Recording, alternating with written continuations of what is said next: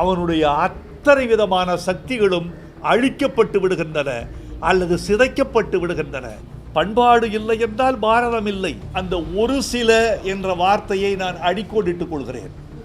ஒரு சில பேர்கள் அப்படி சொல்லலாம். சமூக ஊடகங்கள் அத்தனையும் மெய்யை சொல்கின்றன என்று சொல்லிவிட முடியாது. தம்பி, மிக முக்கியமான கேள்வி நீங்கள் கேட்டிருக்கிறீர்கள். இந்த கேள்வி என்னை எங்கெங்கோ இழுத்துச் செல்கிறது. நீங்கள் மாணவர்களை பற்றி கேட்கிற பொழுது நான் இந்த நேரத்தில் ஊடகங்களுக்கு மத்தியில் ஒரு சமூக அக்கறையோடு ஒரு விஷயத்தை பகிர்ந்து கொள்ள வேண்டும் என்று ஆசைப்படுகிறேன். மிக முக்கியமான விஷயம், இளைஞர்கள், கல்லூரி மாணவர்கள் மட்டுமல்ல, கல்லூரி பெண்கள், பள்ளி மாணவர்கள் மட்டுமல்ல, பள்ளியில் படிக்கிற சில பெண்கள், இவர்கள் எல்லோரும் போதை பழக்கத்திற்கு ஆளாகிற சூழல் இருக்கிறது என்ற ஒரு கொடுஞ்செய்தி நம் சமூகத்தையே பாதிக்கிறது. ஒரு நல்ல இளைஞன் கல்வி கற்க வேண்டிய வயதில், பாசத்தை கற்றுக்கொள்ள வேண்டிய வயதில், உழைப்பை கற்றுக்கொள்ள வேண்டிய வயதில், எதிர்கால லட்சியங்களை கற்றுக்கொள்ள வேண்டிய வயதில், காதலை கூட அனுபவிக்க வேண்டிய வயதில் போதைக்கு போய்விட்டான் என்றால் அவனுடைய அத்தனை விதமான சக்திகளும் அழிக்கப்பட்டு விடுகின்றன அல்லது சிதைக்கப்பட்டு விடுகின்றன.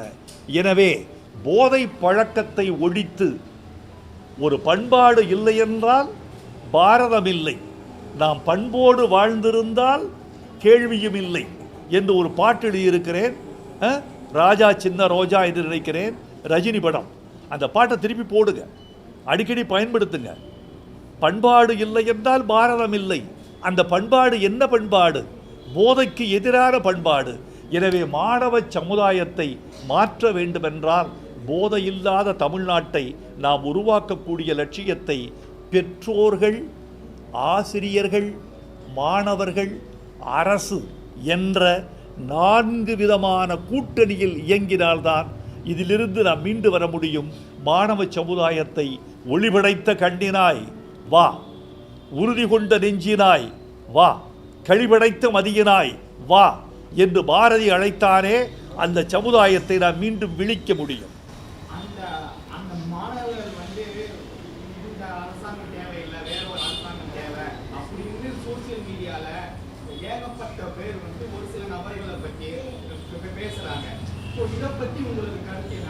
உங்கள் பெயரில் உங்கள் கேள்வி, அந்த ஒரு சில என்ற வார்த்தையை நான் அடிக்கோடிட்டுக் கொள்கிறேன். ஒரு சில பேர்கள் அப்படி சொல்லலாம். சமூக ஊடகங்கள் அத்தனையும் மெய்யை சொல்கின்றன என்று சொல்லிவிட முடியாது. சமூக ஊடகங்கள் உண்மைக்கு விரோதமாகவும் பல செய்திகளை பரப்புகின்றன, தேவையற்ற செய்திகளையும் பரப்புகின்றன. நான் அண்மையில் ஒரு விழாவில் பேசினேன். இந்த சமூக ஊடகங்களில் இளம் பிள்ளைகள், குழந்தைகள் சென்று சேருவதற்கு சமூக ஊடகங்களை நீங்கள் தூய்மையாக வைத்திருக்க வேண்டும் என்று கேட்டுக்கொண்டேன்.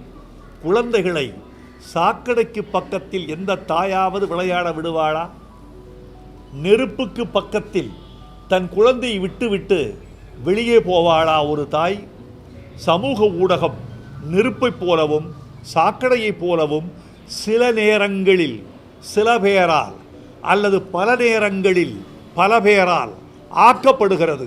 அப்படி ஆக்கப்பட்டால் அந்த ஊடகத்திற்குள்ளே இளைஞர்கள் எப்படி செல்வார்கள்? குழந்தைகள் எப்படி செய்யும்? கல்வி கற்பவர்கள் எப்படி செல்வார்கள்?